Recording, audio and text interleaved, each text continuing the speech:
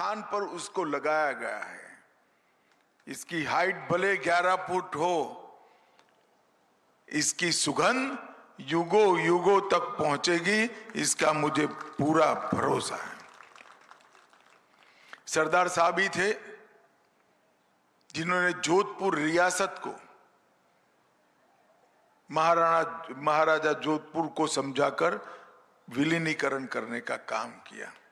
वो ही थे जिन्होंने जोधपुर एयरबेस को एक स्ट्रेटेजिक एयरबेस बनाने का काम किया, और वो ही थे जिन्होंने पाकिस्तान की इस और की सीमा से वो एयरबेस बनाकर हमेशा के लिए भारत को सुरक्षित करने का काम किया।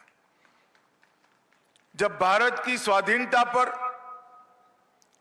चर्चिल का रिएक्शन मांगा गया, चर्चिल ने कहा था ये देश स्वाधीन होने के बाद इसका आयुष्य कुछ महीनों में समाप्त हो जाएगा, खंड खंड बिखर जाएंगे। चर्चिल भी बोले थे और सरदार साहब ने कर कर दिखाया। चर्चिल आज झूठे साबित हुए, इनकी भविष्यवाणी गलत साबित हुई।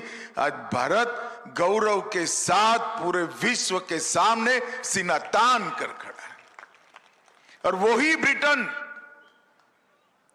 जिन्होंने हम पर सालों तक राज किया, आज उसको पीछे छोड़कर भारत की अर्थव्यवस्था दुनिया में 5वें नंबर की अर्थव्यवस्था बन गई है।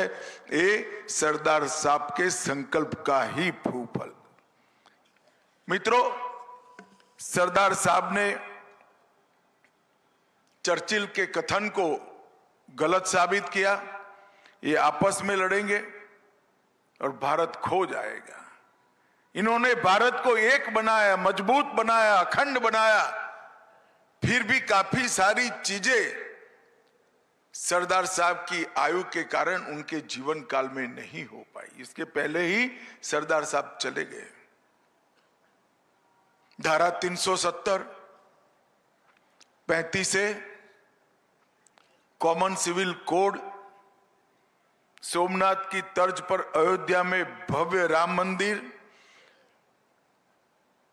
ट्रिपल तलाक को समाप्त करना, एक मक्कम राष्ट्र के रूप में अपनी सेना और सीमा के अपमान को मजबूती के साथ जवाब देने की परंपरा खड़ी करना, ये सारे काम जो सरदार साहब के अल्प कालखंड में छूट गए, वो सारे काम अपने नेता और देश के प्रधानमंत्री नरेंद्र भाई ने 10 ही साल में समाप्त कर दिया।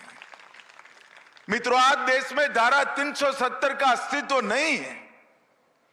कश्मीर हमेशा के लिए भारत का अभिन्न अंग बन चुका है।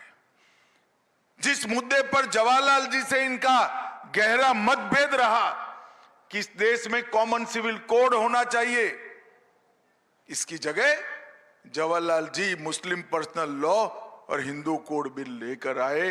वो कॉमन सिविल कोड लाने का काम भी नरेंद्र भाई के नेतृत्व में उत्तराखंड से शुरू हो चुका है। ट्रिपल तलाक समाप्त हो गया।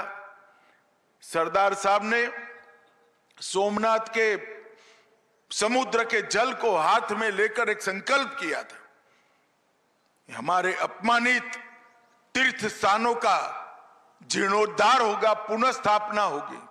सोमनाथ तो बन गया, मगर कांग्रेस की विकृत नीतियों के कारण 75 साल तक अयोध्या में श्री राम मंदिर नहीं बना।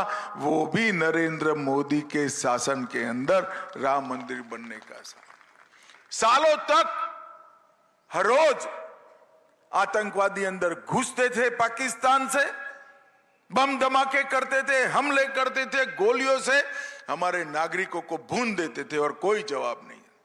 मोदी जी प्रधानमंत्री बने 2015 के अंदर, मोदी जी ने सेनाओं को सुव्यवस्थित करने का काम किया, एक मजबूत रक्षा नीति बनाई, और जब उरी और पुलवामा में हमला किया, 10 ही दिन में सर्जिकल स्ट्राइक और एयर स्ट्राइक कर पाकिस्तान के घर में घुसकर आतंकवादियों का सफाया करने का काम नरेंद्र मोदी जी ने किया।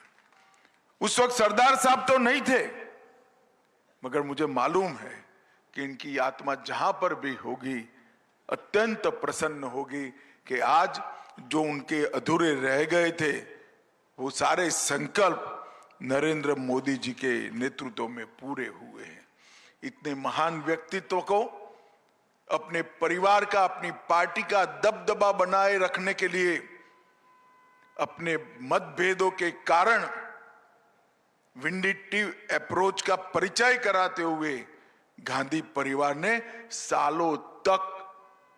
सालों तक भुलवाने का प्रयास किया, मगर मित्रों सत्य को कोई दबा नहीं सकता। वो हमेशा उचित समय पर सूर्य की भांति दैदीप्यमान होकर बाहर आता है। आज सरदार साहब को भारत रत्न भी मिला है और संसार के सबसे ऊंचा स्मारक आज सरदार वल्लभ भाई पटेल के नाम से हो रहा है। हमने 2 वर्ष सरदार पटेल की 150वीं जयंती के रूप में मनाने का तय किया है और ये 2 वर्ष मोदी जी का ये निर्णय महान भारत की रचना का नींव डालने का काम करने वाला है। मोदी जी ने हमारे सामने एक लक्ष्य रखा है, एक संकल्प रखा है।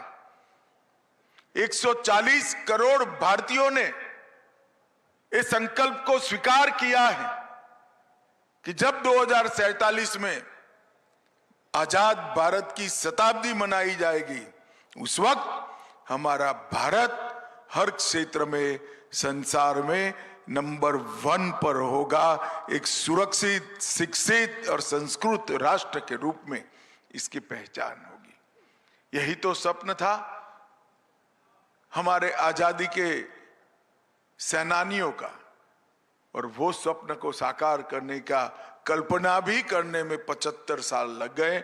मुझे विश्वास है ये अमृतकाल हमें हमारे गंतव्य स्थान पर जरूर ले जाएगा। और आज जो सरदार पटेल का एक सुंदर मूर्ति यहां पर लगाया गया है, 11 फुट ऊंची और 1100 किलो वजन वाली ये मूर्ति निश्चित रूप से इस क्षेत्र के युवाओं को सरदार साहब के सिद्धांतों की याद भी दिलाएगी और प्रेरणा भी देगी। मैं अतः सभी आयोजकों को पुनः खूब खूब बधाई और अभिनंदन देकर मेरी बात को समाप्त करता हूं। भारत माता की जय। वंदे मातरम।